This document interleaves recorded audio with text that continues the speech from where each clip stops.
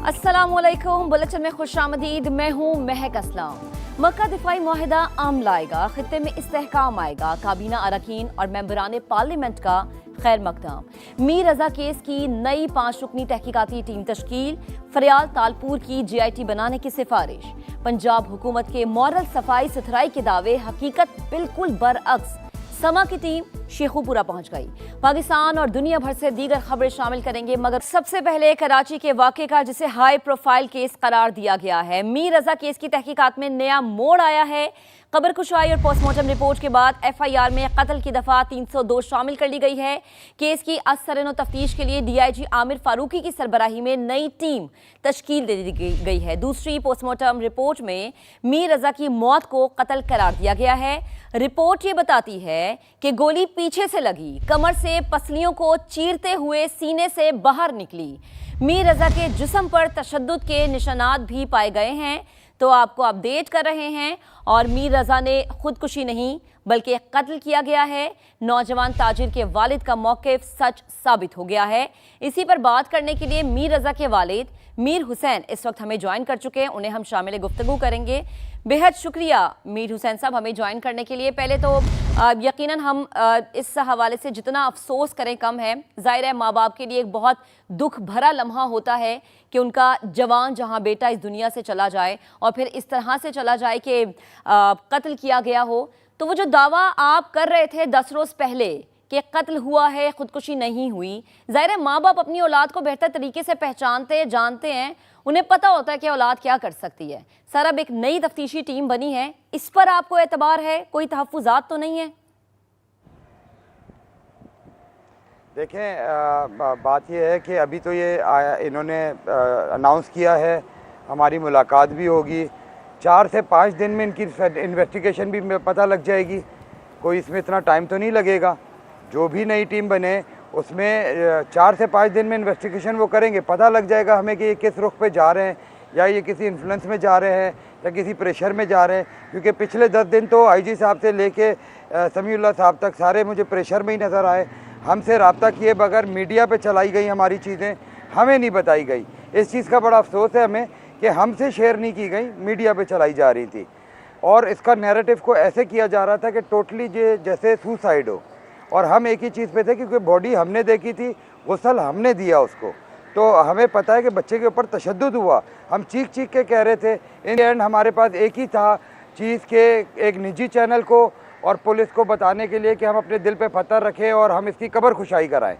तो उस कब्र खुशाई के लिए भी जब टीम अनाउंस हो गई रात 12 बजे के बाद, रात के अंधेरे में उस टीम को चेंज करने की कोशिश की गई।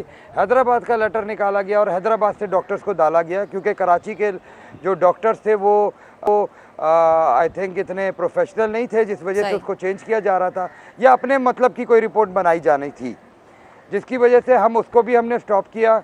कोशिश की, मेहनत की, आप लोगों के तवज्जुह से, मीडिया मौजूद थी, उनका प्रेशर बिल्डअप था, तो मजिस्ट्रेट साहब ने दोबारा वही चीज़ पैनल को बहाल किया और ख़ुद अपनी निगरानी में उन्होंने सारी चीज़ें, 17 सैंपल्स हो गए, डिगिंग हो गई, कब्र कुशाई हो गई, सब उन्होंने अपनी मौजूदगी में करवाया। और एक लॉ को फॉलो करते हुए, प्रोसीजर को फॉलो करते हुए उस पर इम्प्लीमेंट किया।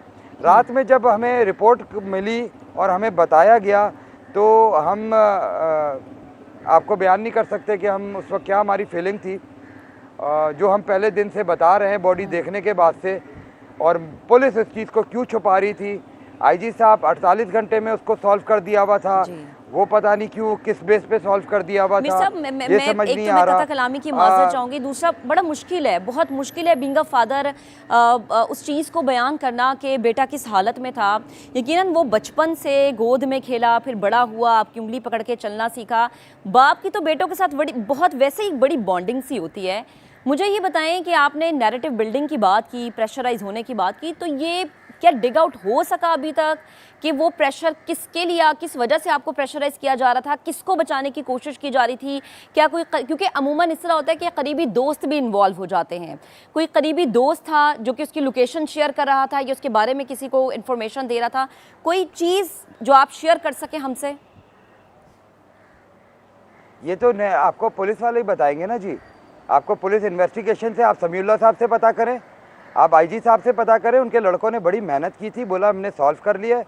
उनको तो कुछ ना कुछ तो पता है ना मर्डर के बारे में, कुछ ना कुछ तो पता है। मैं ये समझता हूँ कि उनको कुछ पता है, तभी वो रात में रिपोर्ट किस तरह चेंज होने लगी।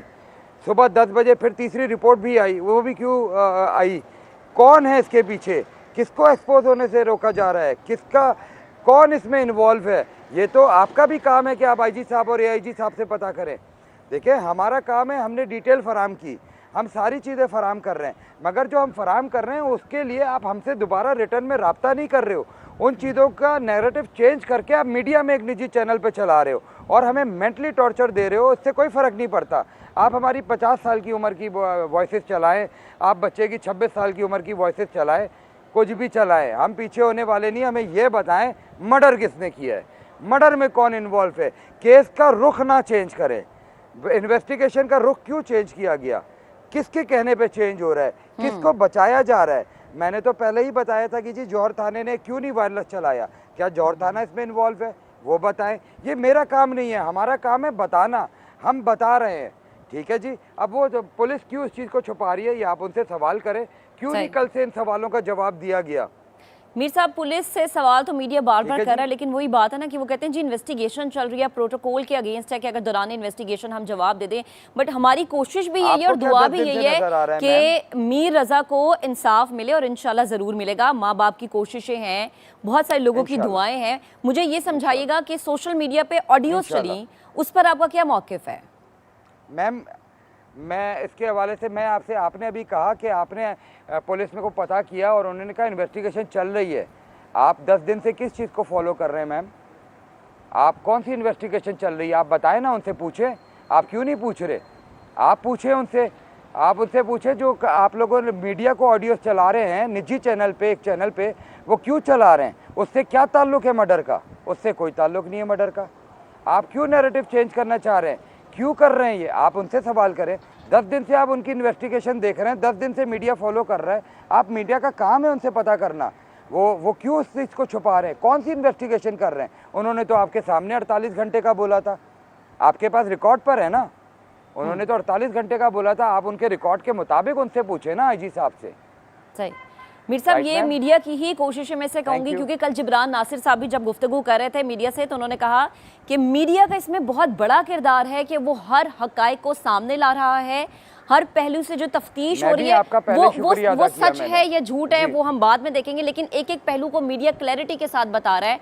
और मीर रजा ना सिर्फ कराची का बल्कि पूरे पाकिस्तान का वो बेटा है, और कोशिश मुझ समेत, मेरे इदारे समेत हर इदारे की यही है कि हक़ाइक़ सामने लाए जाएं, इंसाफ दिया जाए। आज जैसे कि मुर्तज़ा वहाब भी गुफ्तगू कर रहे थे, वो भी यही कह रहे थे। मीर हुसैन साहब हमारे साथ मौजूद थे, मीर रजा के वालिद थे, और उन्होंने कहा कि जिस तरह से रिपोर्ट्स को तब्दील किया जा रहा है, नैरेटिव को बिल्ड करने की कोशिश की जा रही है, तो बहुत सारे सवालात हैं जो कि हम भी जानना चाह रहे हैं कि किस तरीके से जो है वो ये कत्ल हुआ, किस तरीके से इसको प्लान किया गया, कि इन मुहर्रिकात के पीछे आखिर है कौन, या फिर ये कहा जा सके कि किसको बचाने की कोशिश की जा रही है। मीर रजा केस की तहकीकात के लिए डीआईजी आमिर फारूकी की सरबराही में 5 रुकनी नई टीम तश्कील दे दी गई है।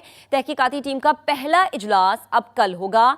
टीम नए और इजाफी शवाहिद की निशानदही, इन्हें जमा और महफूज करके जायजा लेगी। मजीद बात करेंगे, हमारे रिपोर्टर नवीद कमाल इस वक्त हमें ज्वाइन कर चुके हैं। नवीद, अभी मीर हुसैन हमारे साथ मौजूद थे और उन्होंने कहा कि ये तो पुलिस बताएगी कि प्रेशराइज क्यों किया, फिर इन्वेस्टिगेशन क्यों चेंज की गई। अब जैसे हमने देखा कि दफा भी नहीं लग गई है, तो अगर आपने इन सवालात के जवाबात हासिल करने की कोशिश की हो या फिर कुछ जराए से इस बारे में हकायक सामने आए हों, तो प्लीज आप शेयर कीजिएगा। जी बिल्कुल, अगर इस केस की बात करें तो पहली पोस्टमार्टम रिपोर्ट ने कई सवालात खड़े किए थे और दूसरी पोस्टमार्टम रिपोर्ट ने तो केस का जो रुख है वही चेंज कर दिया है। इसमें पुरानी कमेटी तहलील की गई थी जो इसकी तहकीकात कर रही थी, नई बन चुकी है। इसका कल इजलास होगा, आमिर फारूकी इसकी सरबराही करेंगे। इसमें जो अफसरान हैं हम उन पर बात ज़रूर कर सकते हैं। तमाम ही अफसर अच्छी शोहरत के, आमिर फारूकी ख़ुद अच्छी शोहरत के अफसर हैं जिनको इसका सरबराह बनाया गया है। कमेटी में हमारी जो ज़राए में बात हुई है, उनका ये कहना है कि कमेटी कल इजलास में फ़ाइल का जायज़ा लेगी, अब तक के शवाहिद को देखेगी। पिछली तहकीकाती कमेटी ने जो है कहाँ तक काम किया और एविडेंस किस हद तक कलेक्ट किए, इसका जायज़ा लेगी।